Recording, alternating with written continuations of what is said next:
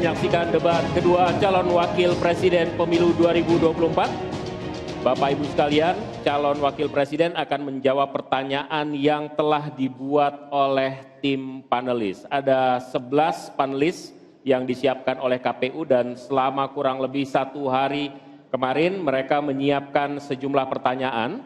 Tapi tentu saja tidak semua pertanyaan yang disiapkan akan ditanyakan. Karena itu akan ada mekanisme tertentu sehingga nanti beberapa pertanyaan akan disampaikan tentu saja sesuai dengan subtema yang sudah ditetapkan. Ya, dan untuk memastikan debat berlangsung adil, pertanyaan masing-masing subtema akan diundi. Dan untuk memulai segmen debat berkenan para calon wakil presiden untuk naik ke atas panggung dan menempati podium masing-masing. Kami persilakan Bapak. Pak Muhaimin, Pak Gibran, Pak Mahfud kami persilakan.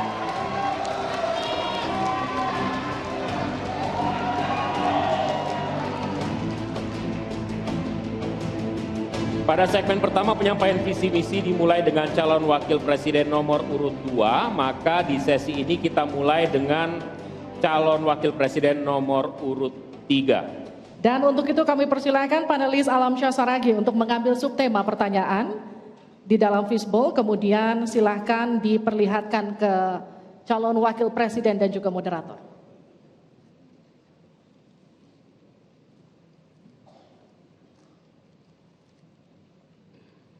Dimasukkan ke tempat yang kosong tidak apa-apa Pak?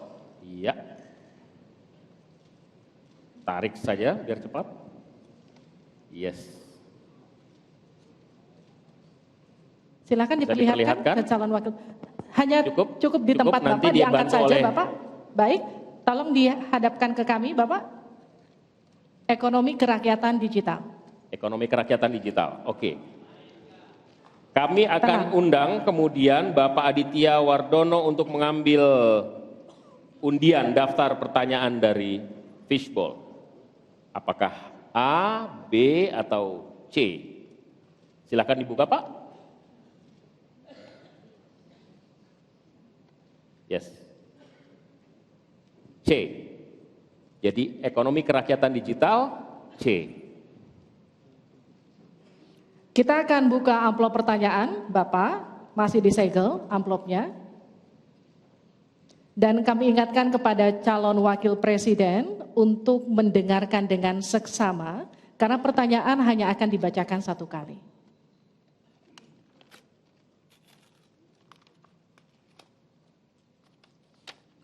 Pertanyaan untuk calon wakil presiden nomor urut 3, Bapak Mahfud MD. Terkait ekonomi kerakyatan dan digital. Digitalisasi membuka akses pasar yang lebih luas, tetapi juga berpotensi merugikan usaha mitra dan konsumen melalui penyalahgunaan data digital. Pertanyaannya, bagaimana kebijakan paslon untuk mengatasi hal tersebut? Waktu untuk menjawab 2 menit dimulai sejak Bapak menjawab. Kami persilakan.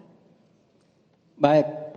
Kalau kebijakan data digital, yang terakhir ini kita sudah punya 2 undang-undang yang baru, yaitu Undang-Undang PDP dan Undang-Undang ITE yang baru saja diresmikan. Tapi lebih dari itu, menurut saya digital atau ekonomi digital ini tidak bisa dihindarkan oleh siapapun. Oleh sebab itu, ya kita tidak bisa menolaknya, tetapi harus berhati-hati karena terjadi disrupsi yang luar biasa dalam perkembangan digital ini. Saya menangani kasus misalnya pinjol, di mana rakyat menjadi korban dari kegiatan ekonomi digital. Ada kripto misalnya. Kasus pinjol itu sendiri sungguh sangat problematik. Kenapa? Karena dia dibuat secara hukum perdata melalui gadget. Rakyat yang tidak tahu langsung bilang, kamu mau pinjam uang sekian? Yes. Bunganya sekian? Yes. Kalau tidak bayar sekian? Yes. Itu perdata. Dan itu banyak yang menjadi korban. Banyak yang sampai bunuh diri. Ada seorang dari Semarang, seorang guru, meminjam hanya 500 ribu, kemudian hutangnya menjadi 240 juta. Karena selalu bertambah bunganya. Kemudian ada yang sampai bunuh diri. Dalam hal pinjol ini ketika saya sampaikan ke Polri, tidak bisa Pak, itu hukum perdata. Ketika saya sampaikan ke OJK, OJK bilang itu bukan kewenangan kami. Itu bukan kewenangan kami karena mereka ilegal, tidak terdaftar. Berkali-kali saya panggil, kemudian saya undang dalam rapat bersama gabungan di Menko Polhukam. Kita nyatakan bahwa itu tindak pidana dan harus segera ditangkap. Itulah dalam sehari kemudian ditangkap 144 orang di hari itu juga. Sekian. Baik, tepat waktu. Selanjutnya kami berikan kesempatan kepada calon wakil presiden nomor urut 1 untuk memberikan tanggapan atas jawaban yang disampaikan oleh Pak Mahfud tadi. Silakan Pak Muhaimin, waktu Anda 1 menit. Ya, benar sekali bahwa antara perkembangan teknologi digital dengan kemampuan UMKM kita masih terjadi gap. Oleh karena itu harus ditindaklanjuti Pak Mahfud. Selain pemberantasan pinjaman online, judi online, ini pun masih harus diselepet lagi.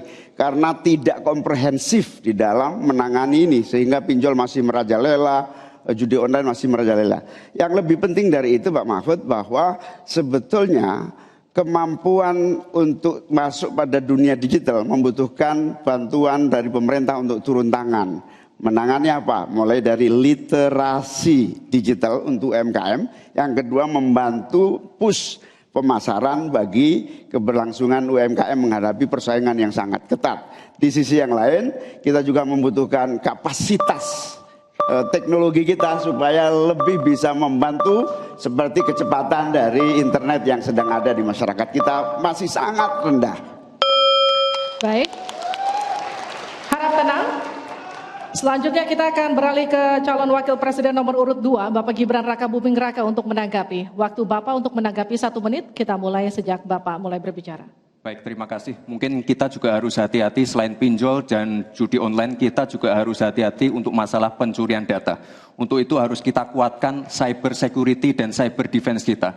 Itu sudah kita lakukan di Solo Technopark, ada sekolah cyber security. Dan yang perlu ditekankan lagi adalah bagaimana para e-commerce ini bisa comply dengan regulasi kita. Jadi sudah tidak ada lagi nanti ke depan yang namanya shadow banning, yang namanya price dumping, yang namanya barang-barang cross border yang membunuh UMKM kita. Kita ke depan harus melindungi UMKM dan kita ingin sekali lagi, karena tadi Cak Imin bicara masalah literasi keuangan dan literasi digital, ke depan yang kita siapkan harus ada penguatan SDM, penguatan manusia digitalnya.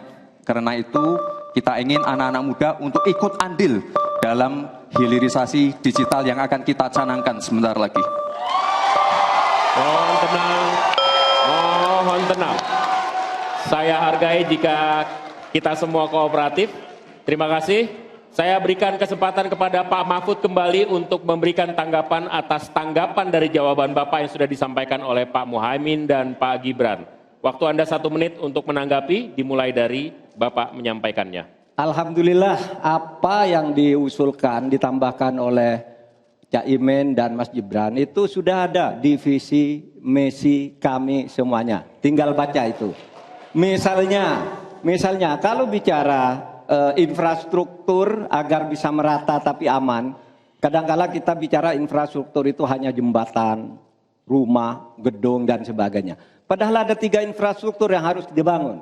1 infrastruktur fisik seperti yang sekarang ada, lalu infrastruktur regulasi, kemudian infrastruktur digitalisasi. Itu penting dibangun ke depan. Sama terkait dengan itu sudah ada juga cyber security. Bahkan saya sendiri yang memimpin rapat di Menko Polhukam dengan memanggil pihak-pihak yang terkait dengan tugas-tugas ini agar cyber security ke depan ditegakkan dengan sebaik-baiknya agar kita tidak selalu kecolongan. Selesai. Mohon tenang. Harap tenang. Belum selesai. Belum selesai. Harap tenang. Oke, kita lanjut ya. Kita lanjutkan. Selanjutnya kita beralih ke pertanyaan kedua untuk calon wakil presiden nomor urut 1, Bapak Muhaimin Iskandar. Untuk itu kami persilakan panelis Bapak Agustinus Prasetyantoko untuk mengambil subtema pertanyaan. Bapak, di dalam fishbowl silakan diperlihatkan selanjutnya ke calon wakil presiden dan ke moderator.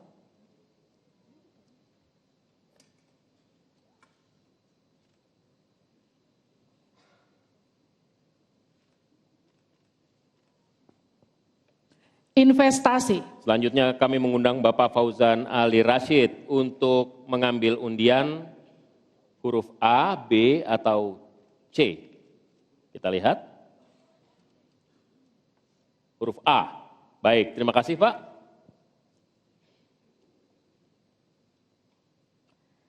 Kita buka amplop sesuai dengan undian yang didapat dan kita lihat masih tersegel Bapak. Kami ingatkan kembali untuk mendengarkan dengan seksama karena kami hanya akan membacakan pertanyaan satu kali.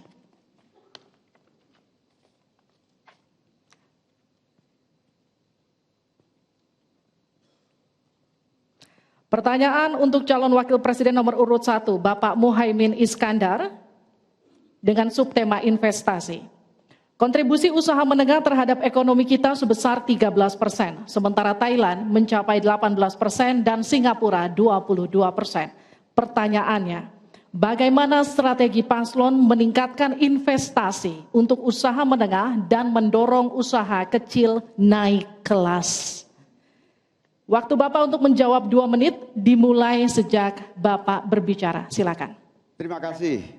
Investasi salah satu yang paling penting buat pertumbuhan ekonomi kita. Dan investasi tidak akan ada masuk ke tanah air kita apabila tidak kita bangun trust, kepercayaan internasional, kepercayaan dalam negeri dengan apa? Dengan kepastian hukum dan terjaganya kestabilan usaha yang berkembang di masyarakat kita. Di sisi yang lain, investasi juga masih sangat tertutup. Kita ingin investasi ini begitu terbuka dan tidak hanya berkonsentrasi kepada investasi yang menumpuk pada sektor-sektor tertentu atau padat modal. Kita perlu menggeser investasi ini menjadi padat karya yang bisa melibatkan seluruh anak bangsa ini mendapatkan pekerjaan. Di sisi yang lain, di lain halnya investasi yang transparan akan membuka akses usaha kecil dan menengah untuk terlibat di dalam proses investasi yang masuk ke dalam negeri maupun yang ada di masyarakat. Kedua, agar investasi ini bisa masuk buat kalangan UMKM dan seluruh pelaku usaha kecil, maka kita harus kuatkan kapasitas dan kualitas produksi dari UMKM kita, sekaligus tanggung jawab pemerintah ini meyakinkan sekaligus memberi fasilitas kemampuan pemasaran untuk meyakinkan para calon investor baik di dalam negeri maupun dari luar negeri. Yang lebih penting dari itu adalah kepastian hukum, termasuk di dalamnya adalah jaminan akan investasi tidak akan disalahgunakan atau tidak menjadi beban baru, dalam artian investasi mengandung kecurigaan kerugian yang itu diakibatkan kepercayaan yang menurun. Kredibilitas pemerintah hukum harus ditegakkan untuk membangun trust agar semua yang investasi merasa aman. Cukup, waktu Anda habis. Terima kasih, mohon tenang. Kita mulai untuk meminta tanggapan dari calon wakil presiden nomor urut 2 terlebih dahulu, Pak Gibran. Silakan. Baik, terima kasih Gus Muhaimin. Mungkin PR kita ke depan adalah bagaimana kita bisa menurunkan indeks ICOR kita. Kita ingin indeks ICOR kita turun ke angka 4 atau 5%, sehingga investasi akan naik dan akan menumbuhkan trust juga dari para calon-calon investor. Lalu ini yang perlu kita garis bawahi. Kita ingin akses untuk logistik harus terkoneksikan sehingga distribusi bisa menurun. Lalu untuk UMKM ini memang PR kita ke depan juga. Kita ingin memperbanyak inkubasi sehingga UMKM kita bisa naik kelas. Kita dampingi dari A sampai Z. Kita dampingi dari packagingnya, dari brandingnya, dari marketing ownernya. Setelah selesai kita dampingi lagi permodalannya. Setelah selesai kita dampingi lagi untuk bisa mendapatkan off-taker. Terima kasih. Waktu Anda masih tersisa, Bapak. Mohon tenang. Cukup? Cukup? Baik. Selanjutnya saya berikan kesempatan kepada calon wakil presiden nomor urut 3, Pak Mahfud. Caimin, calon wakil presiden paslon 1. Begini, yang Bapak sampaikan itu tadi saya kira itu sangat normatif. Seharusnya begitu. Di lapangan Pak, investasi itu sulit loh Pak. Prosedurnya bertele-tele, ada konflik of interest di mana pejabat yang ngurus itu misalnya harus mendapat sesuatu tapi disalurkan lewat si A. Itu laporan yang masuk ke saya. Ada urusan harusnya diinvestasikan untuk rakyat, itu malah disentralisasi ke negara, dibuat PT sendiri lalu diurus sendiri, rakyatnya tidak kebagian. Nah itu yang sering saya dapat laporan dari berbagai tempat. Minta izin misalnya untuk UMKM. Untuk UMKM misalnya, berapa? Perlu 24 meja Pak untuk mendapat izin UMKM. Pertanyaan saya, instrumen hukum apa yang Pak Imin bisa sediakan untuk menjawab itu semua? Selesai. Baik, terima kasih. Tenang, nanti ada saatnya untuk memberikan aplaus. Selanjutnya kita akan ke calon wakil presiden nomor urut 1, Bapak Muhaimin Iskandar, untuk menanggapi kembali. Waktu Anda 1 menit, kita mulai. Ya. Memang apa yang disampaikan Pak Gibran, selain kita bantu permodalan dan kapasitas untuk produksi yang meyakinkan para investor masuk, ada prasyarat-prasyarat mutlak yang disiapkan pemerintah. Sekaligus menanggapi Pak Mahfud, kita punya undang-undang Omnibus Law, kita punya sistem baru yang lebih efektif dan ramah terhadap investasi. Tetapi sekali lagi, pemerintah terlampau lambat dalam mengimplementasikan itu semua. Sehingga harus kita selepet supaya lebih cepat lagi menyediakan sarana dan prasarana bagi percepatan izin. Berbelit-belitnya izin saya setuju, menjadi penyebab utama trust itu hilang. Nah, kita harus membenahi pada wilayah pemerintahan kita yang harus memberikan satu sarana infrastruktur yang memadai. Saya setuju, logistik menjadi salah satu kunci pentingnya. Logistik yang menyambungkan antara kebutuhan murahnya angkut barang sehingga investasi Cukup, waktu Anda habis. Harap tenang, kita lanjutkan. Kita masih lanjut. Selanjutnya kita akan beralih ke pertanyaan untuk calon wakil presiden nomor urut 2, Bapak Gibran Rakabuming Raka. Untuk itu kami persilahkan panelis Ibu Henry Saparini untuk mengambil subtema. Silakan Ibu. Dan silakan diperlihatkan kepada calon wakil presiden dan juga ke moderator.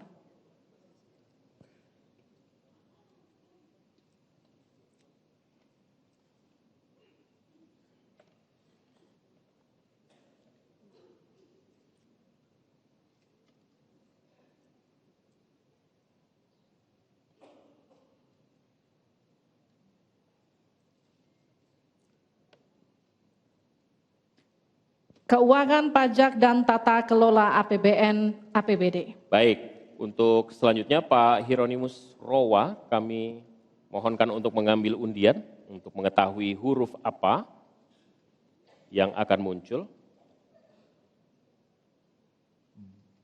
B, ya. Baik, terima kasih. Kita akan ambil dan buka amplop pertanyaan sesuai dengan undian dan silakan, amplopnya masih tersegel. Kami ingatkan kembali, mohon disimak baik-baik karena kami hanya akan membacakan pertanyaan 1 kali. Pertanyaan untuk calon wakil presiden nomor urut 2, Bapak Gibran Rakabuming Raka. Untuk subtema keuangan, pajak, pengelolaan APBN dan APBD. Hanya sepertiga APBN yang dapat digunakan untuk membiayai pembangunan. Padahal janji kerja program paslon memerlukan biaya tinggi. Pertanyaannya, mana yang menjadi pilihan prioritas anggaran? Pembangunan infrastruktur fisik atau pembangunan kualitas SDM dan ekonomi rakyat? Waktu Bapak untuk menjawab 2 menit, kita mulai ketika Bapak mulai berbicara. Baik, terima kasih. Tidak semuanya harus menggunakan APBN. Contoh IKN. Banyak yang gagal paham. Tidak 100% pembangunan IKN itu menggunakan APBN. Yang digunakan hanya 20%. Sisanya adalah investasi dari swasta dan investasi dari luar negeri. Ini yang banyak yang gagal paham. Lalu kita mengacu ke pertanyaan, infrastruktur fisik atau SDM, dua-duanya penting. Dan dua-duanya harus dijalankan secara paralel. Karena sekali lagi, untuk menuju Indonesia emas dibutuhkan generasi emas. Kita butuh future talents yang menguasai future skills. Untuk itu, di tingkat SMK misalnya, kita perlu alat-alat yang ada di SMK itu bisa memenuhi kebutuhan zaman, kebutuhan industri. Sehingga ketika anak SMK lulus, mereka benar-benar bisa siap kerja, siap menerima tantangan kerja. Lalu, untuk fisik, tidak selalu harus dari APBN, sekali lagi. Bisa kolaborasi, misalnya dengan swasta, dengan CSR. Jadi tidak semuanya harus dibebani oleh APBN. Lalu, apa PR kita ke depan? PR kita ke depan harus bisa menambah penerimaan negara. Untuk itu, kami dari Paslon 2 akan membentuk lembaga badan penerimaan negara yang dikomandoi langsung oleh Presiden. Sehingga nanti ketika berkoordinasi dengan kementerian-kementerian, ini bisa lebih luas. Dan sekali lagi kita ingin menaikkan rasio pajak, sehingga penerimaan negara nanti bisa kita gunakan untuk pendidikan, untuk kesehatan, dan lain-lain. Terima kasih.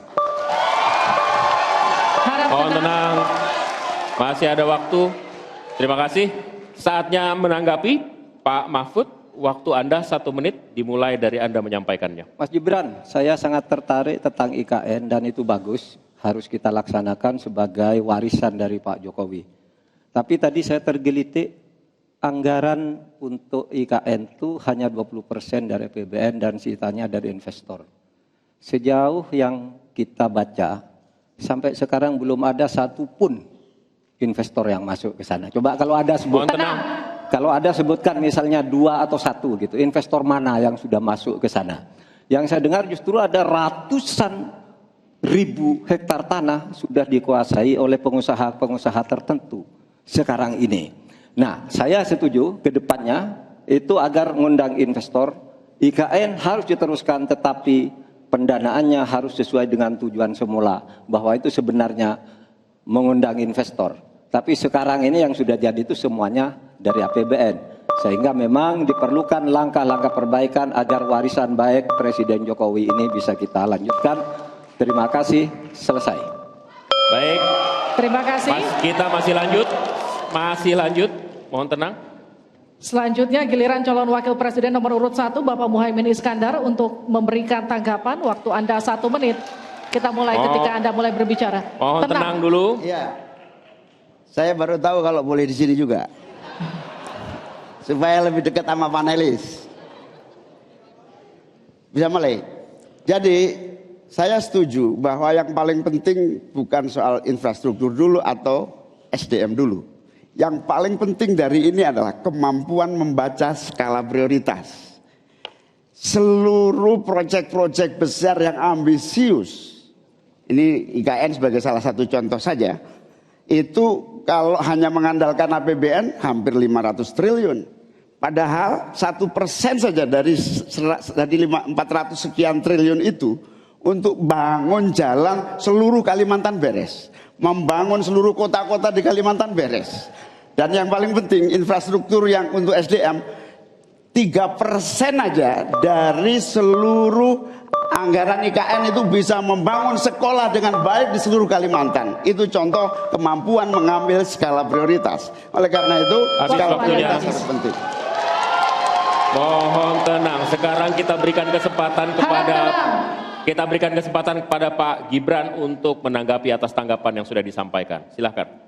Baik, saya izin menanggapi Gus Muhaimin dulu.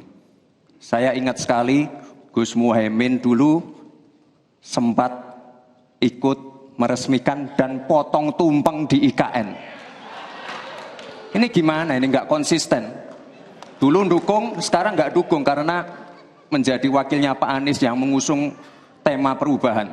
Sekali lagi Gus, mohon maaf, IKN ini bukan hanya membangun bangunan pemerintah, tapi juga sebagai simbol pemerataan pembangunan di Indonesia, sebagai simbol transformasi pembangunan di Indonesia.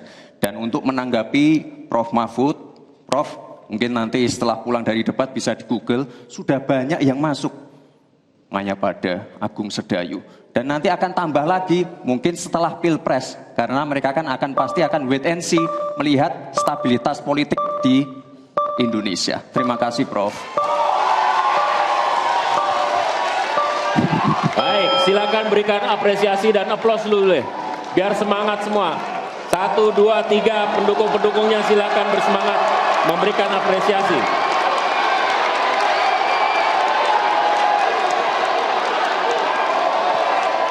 Kita masih akan lanjutkan debat ini di sesi selanjutnya, masih tentang uji panelis yang dilakukan dalam bentuk pertanyaan akan disampaikan. Tetaplah bersama kami di debat kedua calon wakil presiden pemilu 2024.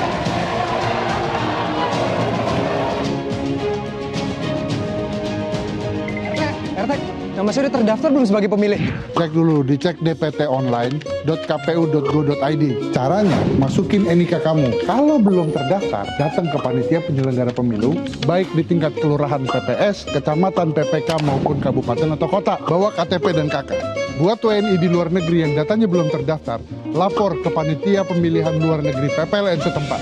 Ayo, datang ke TPS 14 Februari 2024. Gunakan hak pilihmu. Gimana ya caranya ngecek gue sudah terdaftar sebagai pemilih di pemilu 2024 nanti? Sini gue kasih tahu. Langsung aja cek dptonline.kpu.go.id. Nah, masuk pencarian data pemilih, pilih kabupaten kota sesuai KTP, masukkan NIK, nama lengkap, dan tanggal lahir. Klik pencarian. Udah deh, bahkan lo bisa tahu lokasi TPS-nya di mana. Kalau nggak terdaftar, hubungi kantor KPU terdekat. Jangan lupa, Rabu 14 Februari 2024, pastikan nama kita terdaftar sebagai pemilih. Yuk, kita nyoblos.